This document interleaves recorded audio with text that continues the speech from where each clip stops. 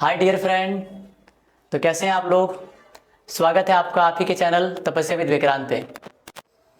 तो आज कुछ नया चीज़ आपके लिए लेकर के आए हैं जो आपके बोर्ड के लिए, जी हाँ, जो लोग 2025 में बोर्ड का एग्ज़ाम देने जा रहे हैं उनके लिए बहुत ही वरदान साबित होगा ये। तो मैं कहना चाहूँगा उन सारे बच्चों से कि आप सीधे बोर्ड को आप चैलेंज कर दीजिए ना। कुछ रास्ता लिख देगा, कुछ मैं लिख दूंगा। तुम लिखते जाओ मुश्किल, मैं मंजिल लिख दूंगा। आंखों में समुंदर, दिलों में आग लिख दूंगा।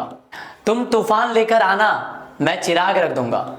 मेरे पर काट करके भी तुम्हें कोई फायदा नहीं होगा। मेरे पर काट करके भी तुम्हें कोई फायदा नहीं होगा, क्योंकि अगर मैं जमीन पर भी बैठा तो आसमान लिख दूंगा।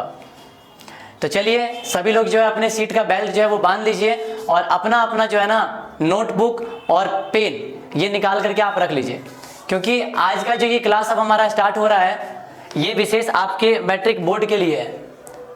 और आपके बोर्ड में जहां से भी क्वेश्चन आएगा, जिस कॉन्सेप्ट से क्वेश्चन आएगा, डायरेक्ट क्वेश्चन आपको देखने को मिलेगा। तो चलिए आज हम सबसे पहले आपको मैथ के लिए, मैथ्स का पहले हम स्टार्ट कर रहे हैं और हम धीरे धीरे साइंस का क्लास भी आपके लिए लाएंगे। हम कंटिन्यू वो भी है ना जो आपको सीधा एग्जाम तक छोड़ेगा। एक ऐसा ट्रेन चलने वाला है, अब सुपर फास्ट भी नहीं है लेकिन एकदम सबको लेकर के चलेगा ये, ठीक है ना। और पूरे आपके एग्जाम तक जो लोग 2025 में एग्जाम दे रहे हैं, हम लोग एक एक क्वेश्चन से, एक एक कॉन्सेप्ट से मिलकर के चलते बनेंगे आगे की तरफ, ठीक है ना। तो चलिए, आप सभी लोगों को पता होगा कि मैथ्स में तो कोई प्रैक्टिकल नंबर आपको मिलने वाला है नहीं। मैथ्स में जो है टोटल आपको 100 मार्क्स का एग्जाम होता है, ठीक है ना, जिसमें आप लोगों का 50 मार्क तो ऑब्जेक्टिव होता है और 50 मार्क क्या होता है, सब्जेक्टिव होता है। तो मैं आप लोगों को पूरे 100 के 100 मार्क्स की तैयारी करवाने वाला हूं, वो भी इस कॉन्सेप्ट की मदद से। जितना भी कॉन्सेप्ट आप लोगों को बताया जाएगा वहां से आपको डायरेक्ट क्वेश्चन बोर्ड में देखने को मिलेगा, ठीक है ना। तो आप लोग पूरे अपने सीट की बेल्ट को एकदम बांध लीजिए, ठीक है ना। ये एकदम बेजोर क्वेश्चन सिर्फ आपके लिए लाए हैं ताकि कॉन्सेप्ट आपका क्लियर हो सके। सबसे पहले जो हम लोग टॉपिक पढ़ने जा रहे हैं आज मैथ का, वो है रियल नंबर, ठीक है ना, रियल नंबर। और रियल नंबर से भी आप लोगों को 5 से 10 नंबर का क्वेश्चन तो देखने को मिलता ही है। मतलब आप लोगों को ऑब्जेक्टिव में भी मिल जाएगा और सब्जेक्टिव में भी मिल जाएगा, ठीक है ना। तो कॉन्सेप्ट वही रहेगा, बस आपको लगाना कैसे है ये सीखना है आप लोगों को, ठीक है ना। तो चलिए हम लोग बढ़ते हैं अपने रियल नंबर की तरफ। हमने आप लोगों को बताया था, थोड़ा सा बेसिक आप लोगों को बता देना चाहेंगे हम, कि रियल नंबर जो है, रियल नंबर हम किसे कहते हैं। रियल नंबर अगर हम बोलते हैं तो इसमें दो परिवार आता है, एक आता है हमारा रैशनल और एक आता है हमारा इररेशनल। आप सभी लोगों को पता होगा, और अगर नहीं पता होगा तो हम बता दे रहे हैं, ठीक है ना। मतलब रैशनल नंबर और इररेशनल नंबर के कलेक्शन को ही हम क्या बोलते हैं, रियल नंबर कहते हैं, ठीक है ना। रैशनल नंबर के बारे में आप सही हूबहू जानते होंगे कि वैसी संख्या जिन्हें हम p बट्टा q के रूप में डिनोट कर सकें, ठीक है ना। और q जो है ये हमारा जीरो नहीं होना चाहिए, बस ये आप लोगों को ध्यान रखना है, ठीक है। और इन दोनों का जो उभयनिष्ठ गुणनखंड है, यानी कि इन दोनों में जो कॉमन फैक्टर होगा वो एक होना चाहिए, एक के अलावा और कुछ नहीं, तो वो हमारा रैशनल नंबर कहलाता है। या फिर सिंपली कह सकते हैं कि जो बट्टा के रूप में होगा p/q के रूप में, वो हमारा रैशनल नंबर है। जैसे 3/4 ले लीजिए, 1/2 ले लीजिए। अकेला अगर 3 भी लेते हैं तो वो भी हमारा रैशनल नंबर ही कहलाएगा। क्यों? क्योंकि 3 के बट्टा में क्या है, एक है यहाँ पे। अगर हम 0 भी बोले तो 0 भी हमारा क्या कहलाएगा, रैशनल नंबर कहलाएगा, क्योंकि 0 के बट्टा में क्या लगा सकते हैं, एक लगा सकते हैं। लेकिन अगर हम आपसे पूछे 1/0 क्या होगा, तो बट्टा में जब ये 0 आ गया तो इसका तो डिफिनेशन ही कहता है कि नीचे में 0 नहीं होना चाहिए डिनोमिनेटर में, तो फिर वो हमारा रैशनल नहीं कहलाएगा, ठीक है ना। हाँ, फिर वो नंबर ही नहीं कहलाएगा, ये अनडिफाइंड हो जाएगा, ये कोई नंबर ही नहीं है, अनडिफाइंड कहेंगे इसे, ठीक है ना। और रैशनल नंबर बहुत प्रकार के होते हैं, आप लोगों को हम बताएं कि रैशनल नंबर में भी बहुत सारा परिवार आ जाता है। जैसे सम संख्या हो गया, विषम संख्या हो गया, प्राकृत संख्या हो गया, पूर्ण संख्या हो गया, प्राकृत संख्या, पूर्ण संख्या, सम संख्या, विषम संख्या, अभाज्य संख्या, इसके बाद आपको आ गया भाज्य संख्या, फिर आ गया आपको सहअभाज्य संख्या। तो ये जितने भी कलेक्शन है ये सारा आपका क्या है, ये सारा आपका रियल नंबर के अंदर रैशनल नंबर का कलेक्शन है, मतलब परिमेय संख्या का। प्राकृत संख्या आप सभी लोगों को पता होगा किसे कहते हैं प्राकृत संख्या, वैसी संख्या यानी कि गिनती की संख्या को हम बोलते हैं प्राकृत संख्या, ठीक है ना। जैसे 1 2 3 4। तो अगर आपसे पूछे कि सबसे छोटी प्राकृत संख्या क्या है तो क्या जवाब देंगे, 1। सबसे पहले तो 1 ही आता है। ऐसे ही अगर हम पूर्ण संख्या की बात करें सेकेंड, तो प्राकृत संख्या में 0 शामिल कर दीजिए, बस 0 से, तो ये बन जाएगा हमारा पूर्ण संख्या। तो आप बताइए अब सबसे छोटी पूर्ण संख्या क्या कहलाएगी, 0 कहलाएगी। ये सभी आप लोगों को पता होगा, ठीक है ना। और नहीं पता है तो हम फिर से एक बार आप लोगों को रिवाइज करवा दे रहे हैं। ऐसे हम लोगों ने सम संख्या पढ़ा था। सम संख्या किसे कहेंगे, वैसी संख्या जो 2 से डिवाइड हो उसे हम कहेंगे सम संख्या। जैसे 2 हो गया, 4 हो गया, 6 हो गया, 8 हो गया। तो बताइए सबसे छोटी सम संख्या क्या है, 2 है। जिस सबके फर्स्ट में जो नंबर आया ना वही उसका सबसे स्मॉलेस्ट नंबर है। और ये आपके एग्जाम में आता है, जो संख्या 2 से नहीं कटेगा वो आपका क्या कहलाएगा, विषम संख्या कहलाएगा। जैसे 1 हो गया, 3 हो गया, 5 हो गया, 7 हो गया, 9 हो गया, ऐसे ही इनफाइनाइट तक। सबसे छोटा विषम संख्या क्या कहलाएगा, 1 कहलाएगा। अगर हम बात करें अभाज्य का, ये दोनों और इंपॉर्टेंट है, अभाज्य और भाज्य, इन दोनों में आपको डिफरेंस समझना है, ठीक है ना। अभाज्य और भाज्य क्या होता है, तो चलिए इसको थोड़ा सा हम रिफ्रेश कर रहे हैं। अभाज्य और भाज्य को थोड़ा सा समझाने के लिए हम अभी ये रैशनल का पार्ट देख रहे हैं, ठीक है ना। अभी थोड़ी देर के बाद हम इरेशनल भी देखेंगे। अभाज्य संख्या से भी क्वेश्चन आता है आपके ऑब्जेक्टिव में। अभाज्य संख्या, अभाज्य संख्या हम किसे कहते हैं, वे संख्या जो केवल और केवल या तो 1 से कटेगा या फिर वो स्वयं से कटेगा। यह है आपका अभाज्य संख्या का डिफिनेशन, कि वैसी संख्या जो केवल या तो 1 से कटे या स्वयं से कटे। जैसे एग्जांपल क्या, एग्जांपल जैसे देखिए हम बोले 2 जो है ये सिर्फ 1 से कटता है और खुद से कटता है, यानी कि 2 से कटता है, और तो किसी नंबर से नहीं कट रहा है। ऐसे ही 3, ये भी 1 से कटता है और खुद से कटता है कि नहीं। ऐसे ही अगर हम बोले 5, तो ये भी 1 से कटता है और सिर्फ 5 से कट रहा है स्वयं से। लेकिन अगर हम बोलते हैं 6, तो ये हमारा अभाज्य नहीं होगा, क्योंकि 6 जो है ये 1 से तो कटता ही है, 2 से भी कट रहा है, 3 से भी कट रहा है और 6 से भी कट रहा है। तो जो सबसे कट जाए वो कैसे अभाज्य हो सकता है। अभाज्य का मतलब ही होता है जो भाज्य ना हो, और अगर हो भी तो किससे हो, बस 1 से और स्वयं से। तो आपको 4 ऑप्शन दे दिया जाएगा, थोड़ा बड़ा बड़ा नंबर, जैसे कि 41 हो गया, 12 हो गया, 33 हो गया और 64 हो गया। अब बोलेगा बताइए इनमें अभाज्य संख्या कौन है, ऑप्शन करके। तो कौन सा इसमें अभाज्य दिख रहा है, 41 दिख रहा है अभाज्य, क्योंकि 12 भी 2 से कटता है, 3 से कटता है, 4 से कटता है। 33 आपका 3 से कटता है, 11 से कटता है, बहुत सारे नंबर से कट रहा है। 64 भी आपका बहुत सारे नंबर से कट रहा है। लेकिन 41 जो है 41, ये किसी से नहीं कट रहा है, ये सिर्फ 1 से कटता है और 41 से कट रहा है। इसलिए इसे हम क्या कहेंगे, हम अभाज्य कहेंगे हम, ठीक है ना, प्राइम नंबर। क्या कहेंगे इसे हम, प्राइम नंबर कहते हैं इंग्लिश में।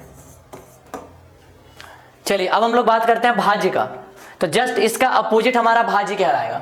मतलब क्या कि अभाज्य तो 1 और स्वयं से कट रहा है बस, लेकिन भाज्य क्या है, 1 और स्वयं के अलावा अन्य से भी कटेगा, अन्य से भी, तो वो हमारा कहलाएगा बच्चे भाज्य, ठीक है ना। तब उसे हम कहेंगे भाज्य संख्या, तब वो क्या कहलाएगा, हमारा भाज्य कहलाएगा। और भाज्य का फिर क्या डिफिनेशन हो जाएगा जी, 4 हो गया, 5 तो होगा नहीं, फिर 6 होगा, 7 भी नहीं होगा, 8 होगा, 9 होगा, 10 होगा।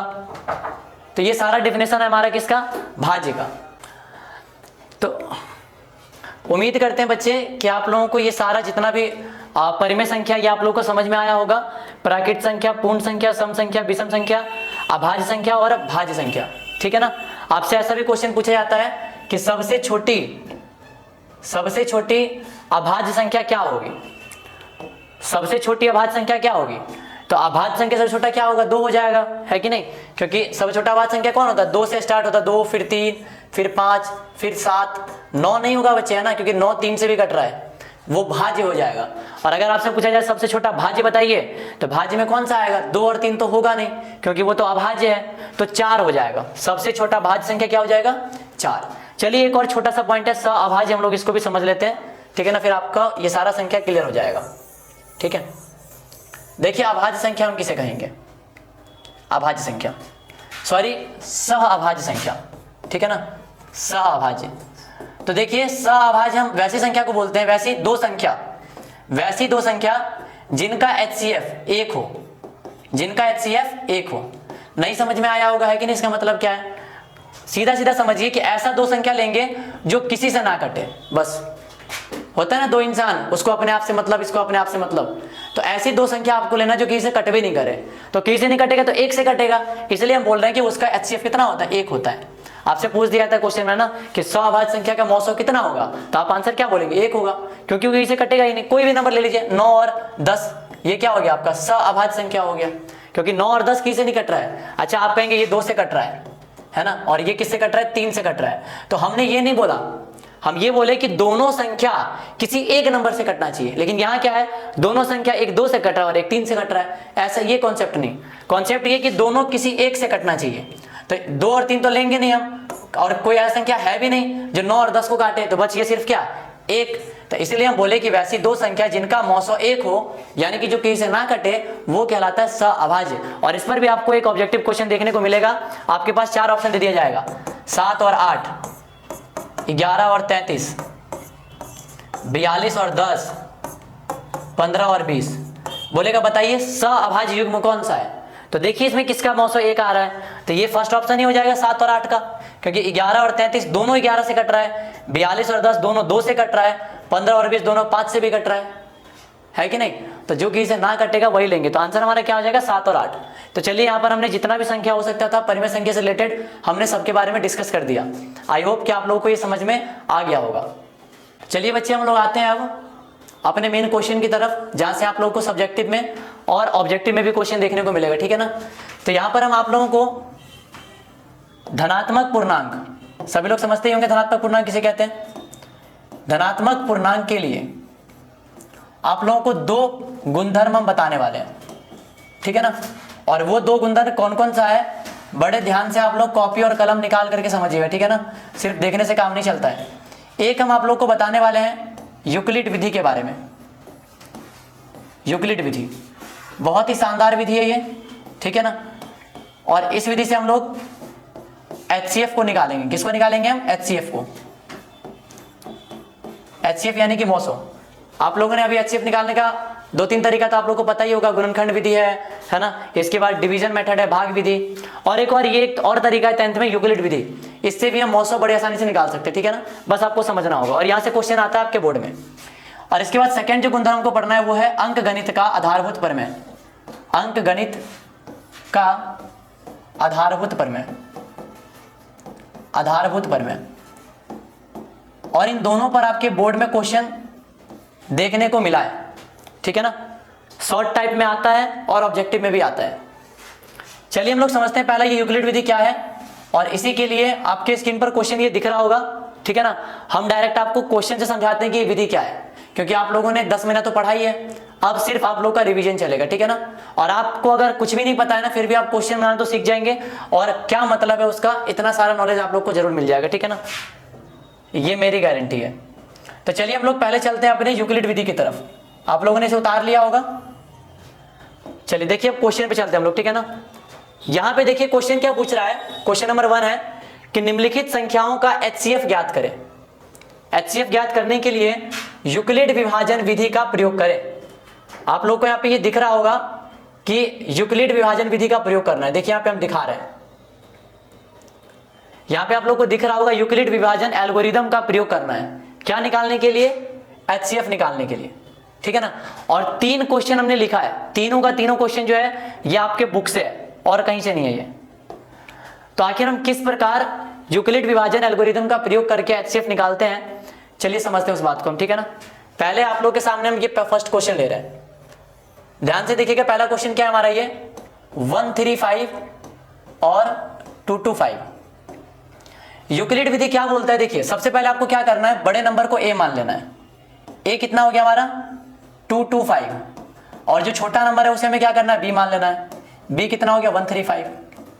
तो आपका यूक्लिड विधि जो है ये क्या बोलता है, यूक्लिड विधि से, यूक्लिड विधि से, यूक्लिड विधि आपका बोलता है कि a जो होगा ना, ये a बराबर होगा BQ प्लस R। और यही पैटर्न आप लोगों को अपनाना है कब तक, जब तक आपका रिमाइंडर 0 ना हो जाए। अगर आपका रिमाइंडर 0 हो गया तो आपको मौसो मिल जाएगा, तो आपको क्या मिल जाएगा, मौसो मिल जाएगा, ठीक है ना। तो चलिए ये तो चरण हम बाद में करेंगे, पहले आपको क्या करना है, इसको रफ कर लेना है। और आपको मौसो निकालने तो आता ही होगा भाग विधि से, ठीक है ना। मौसो कैसे निकालते हैं आप, छोटे नंबर से बड़े वाले में डिवाइड करते हैं आप, छोटे नंबर से क्या करते हैं आप, बड़े वाले में डिवाइड करते हैं। तो ये छोटा नंबर है और ये बड़ा नंबर है 225। बताइए 135 से कितनी बार में भाग लगाएगा, ये एक बार में 135 आएगा, क्योंकि 2 बार में 2 70 हो जाएगा। अब हमको बड़ा लेना नहीं है। अब माइनस कीजिए, 5 में 5 गया तो 0, 12 में 3 गया तो 9, और ये आपका कैंसिल आउट हो गया, कितना आ गया 90 ये। अब बताइए अब इससे इसमें भाग लाएगा, नहीं लाएगा ना। तो अब 90 का आएगा इसको, क्योंकि आज मेरी बारी है तो आप हमें कुछ कर लेंगे ना, कल मेरी बारी आएगी फिर हम आपका कुछ कर देंगे। तो वही बात है, अब 135 को नहीं काट पाएगा क्योंकि इससे छोटा है। तो अब ये जो 135 है आपका, ये आएगा इसके पास ऐसे बगल में 135, ठीक है, ऐसे आएगा। तो देखिए कैसे हो जाएगा। अब 90 से आप लगाइए इसमें, ठीक है ना। अब बताइए 90 से कितनी बार में लाएगा, 90 से भी एक ही बार में लाएगा। तो बताइए कितना आएगा, हटा करके 5 का 5 और 13 में से 9 गया तो ये 4 आएगा। फिर 90 से तो नहीं लाएगा, तो अब जो ये 90 है आपका, ये 90 इसके बगल में आ जाएगा। बस यही प्रोसेस चलता रहेगा।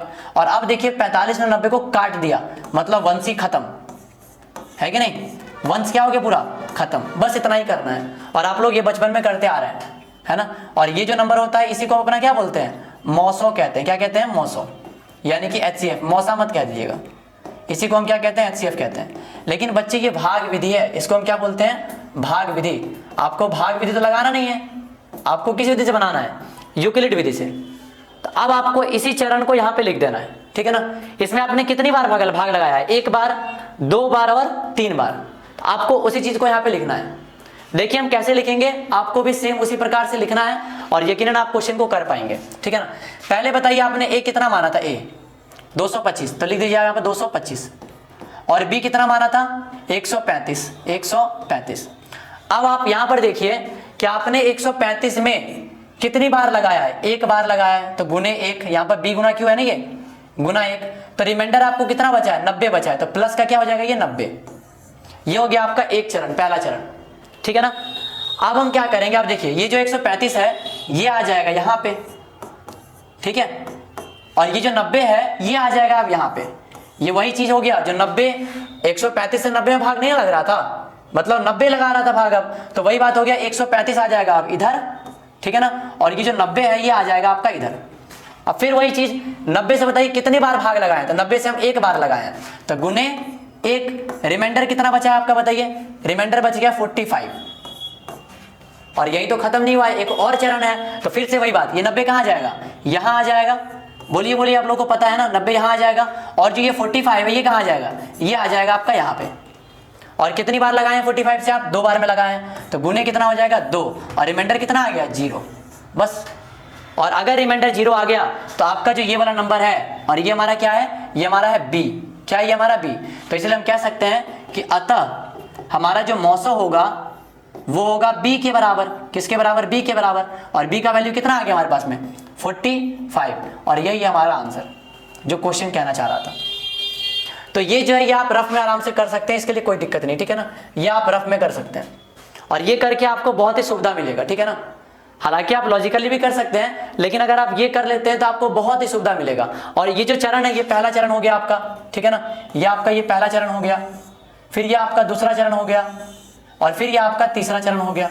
बस इसी चरण को लिखना ही कहलाता है यूक्लिड विधि, और इसी यूक्लिड विधि से हम लोग क्या निकाल लेते हैं, बड़े आसानी से मौसम निकाल लेते हैं।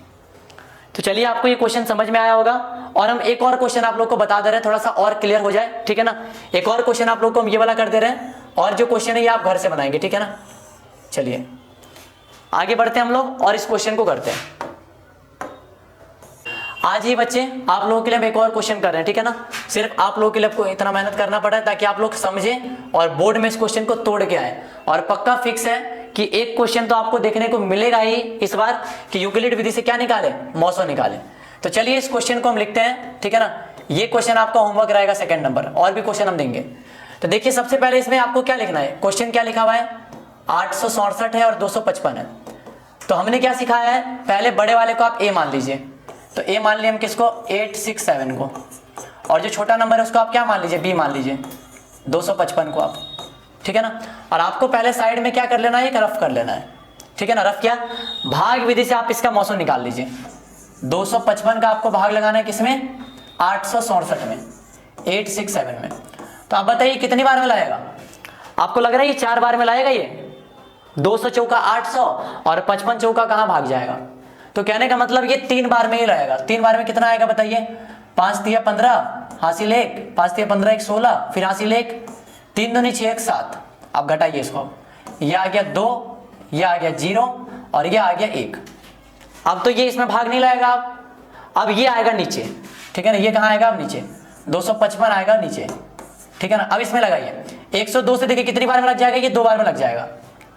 अब देखिए आप क्लास 10th में, अब आपको भाग तो सिखाएंगे नहीं हम, है ना, कि भाग कैसे लगाया जाता है, ठीक है ना। हाँ, लेकिन ये चरण आप समझ सकते हैं। 102 दूनी कितना हो जाएगा बच्चे, 204, और फिर इसको माइनस कीजिए, 5 में 4 गया तो 1, 5 का 5 और ये कट गया, ठीक है ना। अब 102 फिर कहाँ आ जाएगा बच्चे, 102 आ जाएगा बगल में, 51 के बगल में कौन आ जाएगा, 102। और देखिए 51 ने इसको 2 बार में काट दिया और ये लगा चौका।